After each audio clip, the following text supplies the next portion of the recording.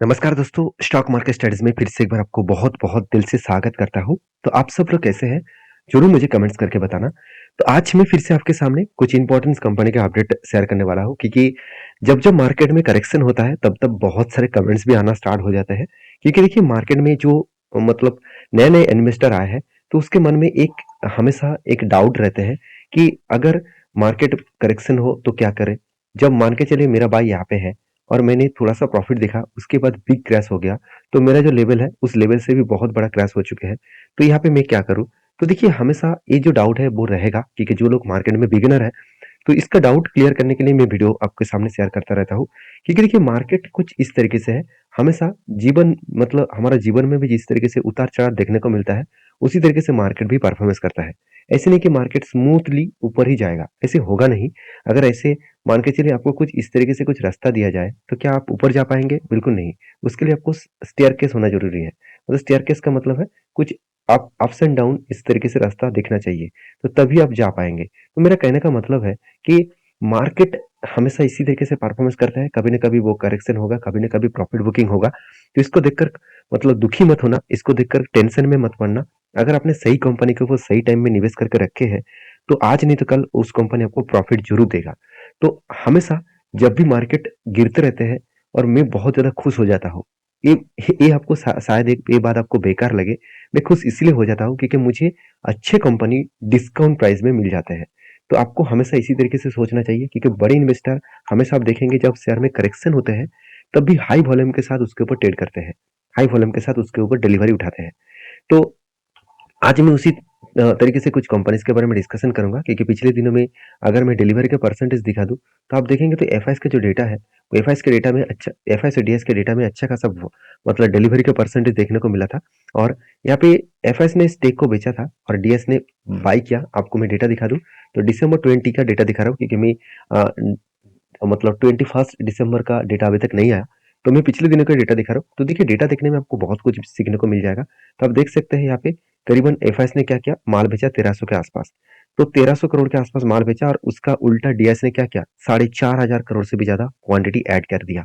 मतलब यहाँ पे अलग लेवल का बाइंग सेल देखने को मिला है। तो एक बेस्ट पॉइंट मुझे देखने को मिला कि जब भी मार्केट करेक्शन मोड में है, तो डीएस माल उठाते जा रहा है। मतलब हमारा mutual fund company continuously buying को ऐड करते जा रहा है। तो उसी कारण की वजह से मैं कुछ कंपनीज़ के बारे में डिस्कशन करूँगा, जहाँ पे करेक्शन हुआ, इसको ऊपर बहुत सारे लोगों ने मुझे कमेंट्स किया कि सर अभी क्या करूँ?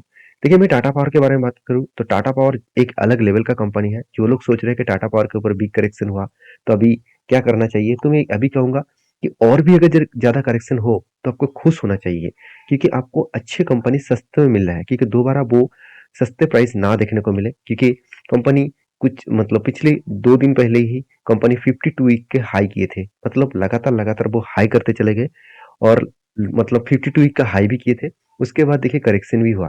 तो करेक्शन होने के बाद कंपनी का शेयर प्राइस नीचे आए और नीचे आने के बाद कंपनी अभी धीरे-धीरे करके रिकवरी करने का कोशिश भी करेगा। तो कंपनीज़ के ऊपर मैं बुलिश इसीलिए हूँ क्योंकि कंपनी का जो टारगेट है बहुत बड़ा है। 2025 तक इसका टारगेट है ऑल ओवर इंडिया में करीबन 1 लाख मतलब चार्जिंग स्टेशन बनाएगा और वो भी सोलर रूफटॉप के माध्यम से। मतलब सोलर जो रूफटॉप है उसके माध्यम से चार्जिंग स्टेशन बनाएगा।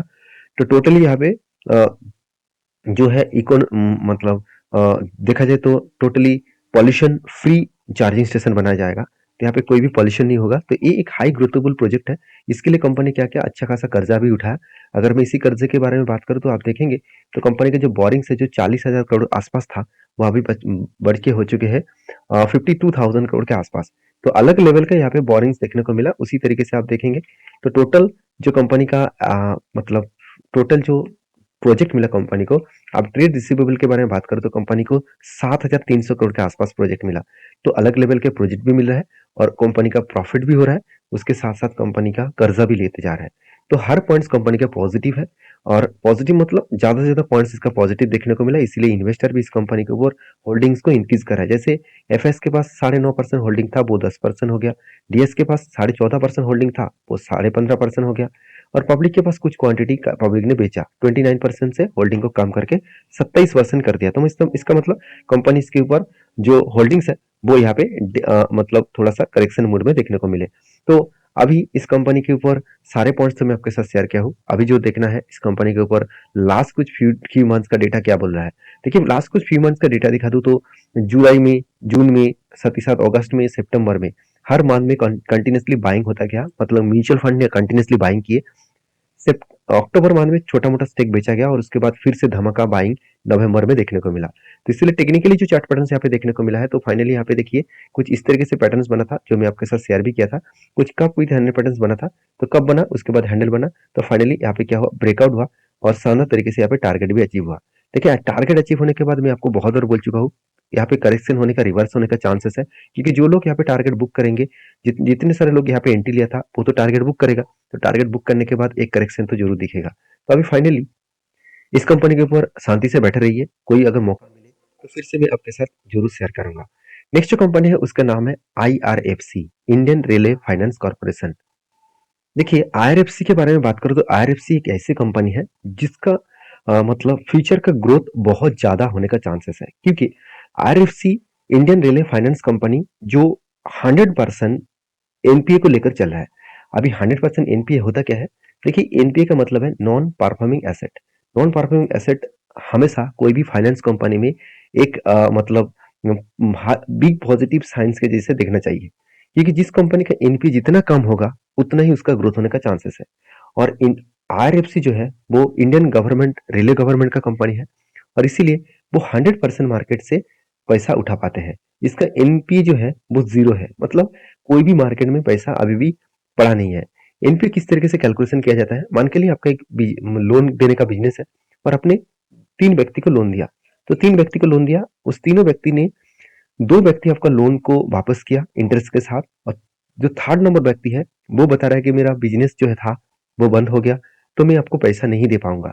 तो ये जो व्यक्ति पैसा, मान के चलिए हर व्यक्ति ने 1 लाख करके लोन लिया था, और लास्ट जो व्यक्ति है वो 40,000 रुपया आपको वापस नहीं कर पाए, बाकी पैसा पहले आपको वापस कर चुके थे। तो ये जो 40,000 रुपया आप वापस नहीं कर पाए, वही बैंकिंग के लिए क्या बन जाएगा, एनपीए बन जाएगा, वही फाइनेंस कंपनी के लिए एनपीए बन जाएगा।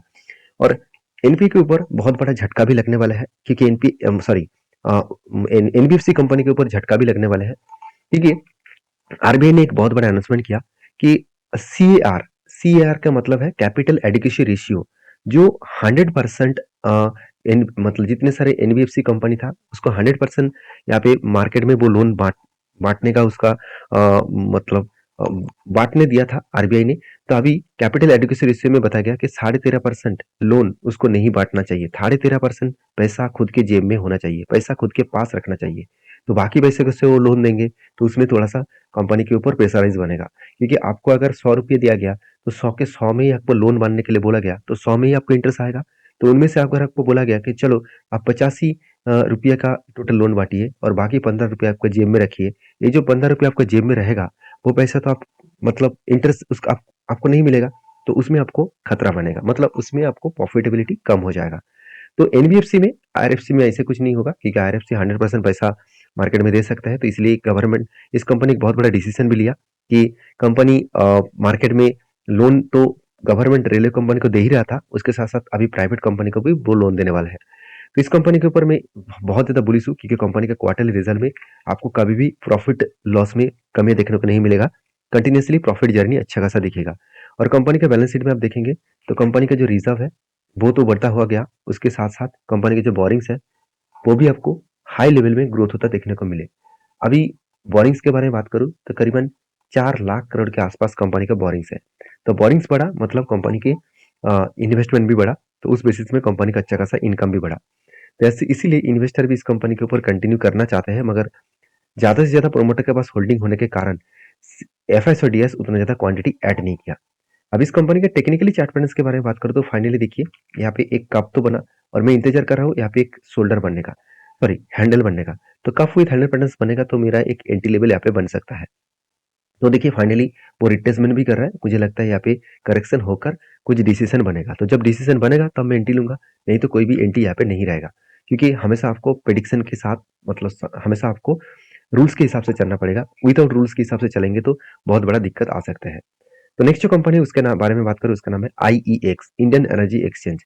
सबसे पहले इस कंपनी के चार्ट पैटर्न के बारे में डिस्कशन करूंगा। देखिए चार्ट पैटर्न में जो मेरा ट्रेड था वो कुछ इस तरीके से एक लॉन्ग कंटिन्यूअसली जो बाइंग रेंज बना था, तो उस बाइंग रेंज को मैंने मार्किंग किया टॉप लेवल में और बॉटम लेवल में। मैं आपको हमेशा बोलता रहता हूँ कि जब भी कुछ इस तरीके से रेंज बने कि कंटिन्यूअसली आपको बाइंग कैंडल चाहिए, कंटिन्यूअसली बाइंग कैंडल मतलब आपको बीच में कोई भी सेलिंग कैंडल नहीं चाहिए। तो कंटिन्यूअसली अगर बाइंग कैंडल बने तो उसको मार्किंग कर लेना टॉप साइड और बॉटम साइड।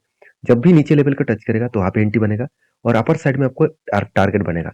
तो फाइनली देखिए 180 दिनों के बाद कंपनी फाइनली यहाँ पे टारगेट अचीव किया। और देखिए टारगेट अचीव होने के बाद ही मैं आपको ये भी बताया था कि यहाँ पे एक प्रॉफिट बुकिंग होने का चांसेस है। फाइनली शानदार तरीके से प्रॉफिट बुकिंग भी हुआ। तो आप कहेंगे सर क्या फिर से कोई एंट्री लेवल हो सकता है? बिल्कुल हो सकता है, क्योंकि यहाँ पे एक बिग कप बना और उसके बाद एक हैंडल क्रिएट करा, तो एक बहुत बड़ा एंट्री बनेगा।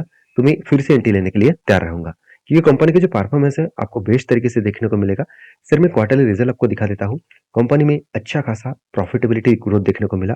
कंपनी का मोनोपोली बिजनेस खत्म रहे, मतलब बिजनेस रहे ना रहे, कंपनी में ग्रोथ बहुत शानदार है। तो इसीलिए इस कंपनी के ऊपर आप जरूर फोकस रखिएगा, क्योंकि कंपनी के ऊपर एज ए इन्वेस्टर भी कंटिन्यूसली इस कंपनी के ऊपर मतलब खुद का स्टेक ऐड करते जा रहा है और खुद का स्टेक कंटिन्यू कर रहा है।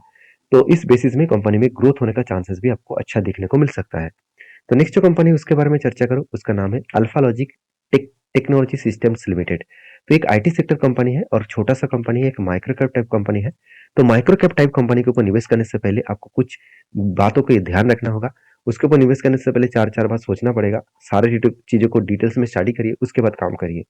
और इसके ऊपर एक बहुत बड़ा अपडेट है, हर 3 शेयर के बदले आपको 1 शेयर बोनस के हिसाब से मिलेगा। तो जो लोग बोनस के शौकीन है तो इस कंपनी के ऊपर स्टडी करिए, उसके बाद काम करिए। देखिए मेरे वीडियो टोटली एजुकेशन पर्पस में था, कोई भी मेरे तरफ से बाय एंड सेल का रिकमेंडेशन नहीं था। अगर आपको किसी भी कंपनी के ऊपर काम करना है तो आपके रिस्क के हिसाब से करिए। मैं खुद के जो ओपिनियन है, मेरा खुद का जो ट्रेड है, वो मैं इसलिए आपके साथ शेयर कर रहा हूँ क्योंकि आपको पता चले कि कौन सा लेवल में किस तरीके से फंडामेंटल और फाइनेंशियल और टेक्निकल को स्टडी करके काम करना पड़ता है। तो सीखने के लिए आप आए हैं तो ऑब्वियसली वेलकम। अब अगर आप टिप्स के लिए आए हैं तो प्लीज सीख कर काम करिए। तो मिलते हैं नेक्स्ट वीडियो में, तब तक के लिए आप अच्छे से रहिए। धन्यवाद।